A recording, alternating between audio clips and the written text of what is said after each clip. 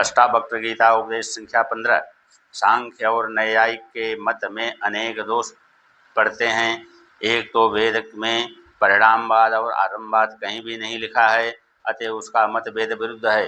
दूसरे युक्तियों से भी परिणामवाद और आरंभवाद सिद्ध नहीं होता है, क्योंकि घट मृतिका का परिणाम नहीं है और न स्वर्ण का परिणाम कुंडल हो सकता है। उत्पत्ति काल में भी घट मृतिका रूप ही है, गोलाकार उसका रूप और घट ये दोनों नाम कल्पित हैं। यदि घट से मृतिका निकाल दी जाए तब घट का कहीं पता नहीं लग सकता, अतः घट मिथ्या है।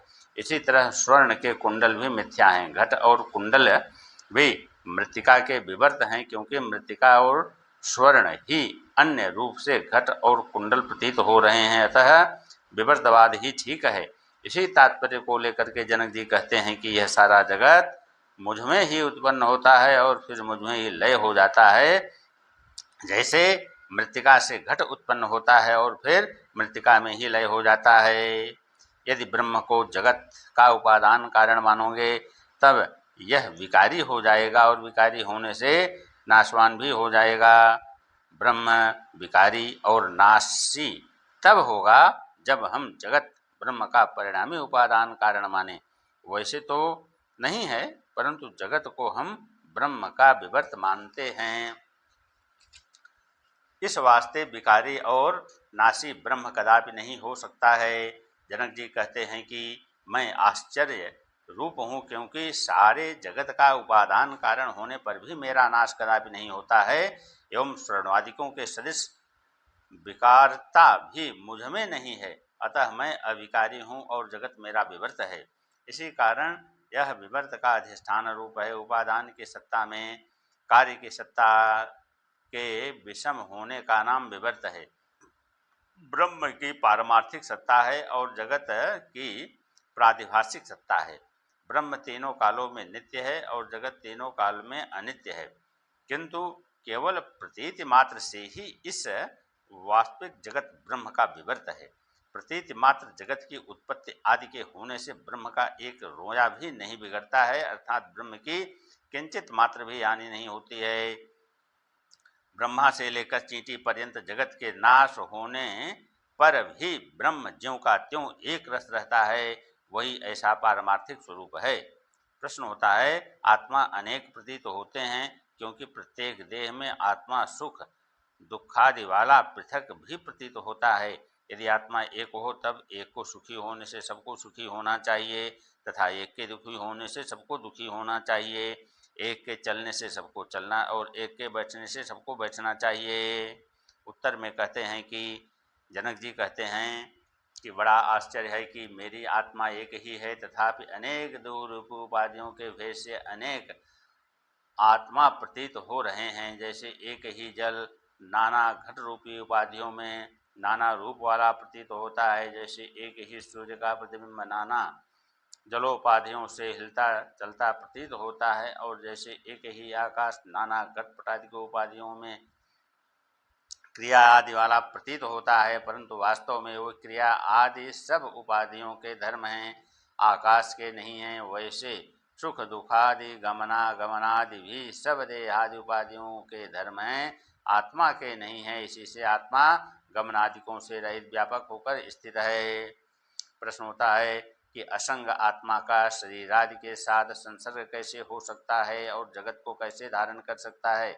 उत्तर में कहते हैं कि जनक जी कहते हैं कि यही तो बड़े आश्चर्य है कि जो मैं असंग ही करके भी शरीर आदिकों को चेष्टा कराता हूँ, जैसे चुंबक पत्थर स्वयं क्रिया से रहित भी है तथापि लोहे की चेष्टा कराता है, वैसे उसमें एक विलक्षण शक्ति है, वैसे आत्मा में भी एक विलक्षण शक्ति है।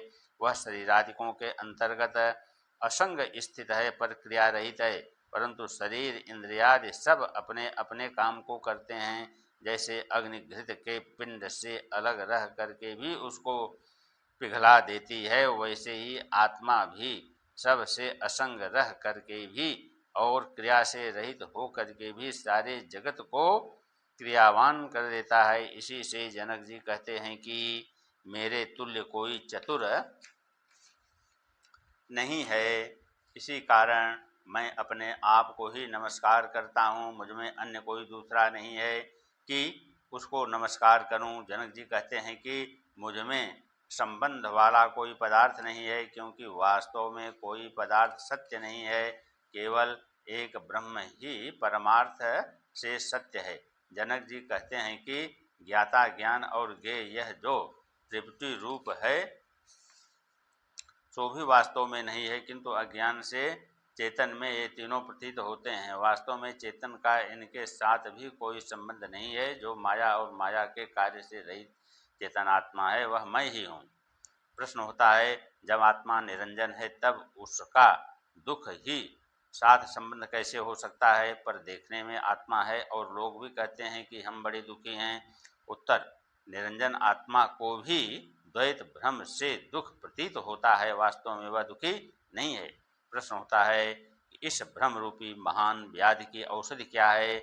उत्तर में कहते हैं कि जो द्वैत प्रतीत हो रहा है सब मिथ्या है, वास्तव में सत्य नहीं है। वास्तव में सत्यबोध रूप आत्मा ही है। ऐसा जो ज्ञान है वही त्रिविध दुख की निवृत्ति की औषधि है और कोई उसकी औषधि नहीं है। यह जो द्वैत प्रपंच का अध्यास है इसका उपादान कारण कौन है? उत्तर में कहते हैं कि नित्य ज्ञान स्वरूप जो मैं हूँ वह मैं हूँ। मैं ही अज्ञान द्वारा सारे प्रपंच का उपादान कारण हूँ, अथवा अज्ञान के सहित जो कल्पित सारा प्रपंच है उसका अधिष्ठान होने से मैं ही उपादान का कारण हूँ। विचार के बिना जो सब मिथ्या प्रपंच सत्य की तरह प्रतीत होता है वह नित्य विचार करने से असत्य भाषित होने लगा। अब अपने स्वरूप चैतन्य से प्राप्त होकर के जीवन मुक्ति को प्राप्त हुआ हूँ। प्रश्न होता है, यदि पूर्वोक्त मुक्ति को विचार से जन्य मानोगे तब मुक्ति भी अनित्य हो जाएगी, क्योंकि जो जो उत्पत्ति वाला पदार्थ होता है वह अनित्य होता है, ऐसा नियम है। यदि मुक्ति को विचार से अजन्य मानोगे तब फिर विचार से रहित पुरुष को भी मुक्ति होनी चाहिए। उत्तर में कहते हैं, जनक जी कहते हैं कि वास्तव में तो मुझ में न बंध है न मोक्ष है, क्योंकि मैं चैतन्य स्वरूप हूँ।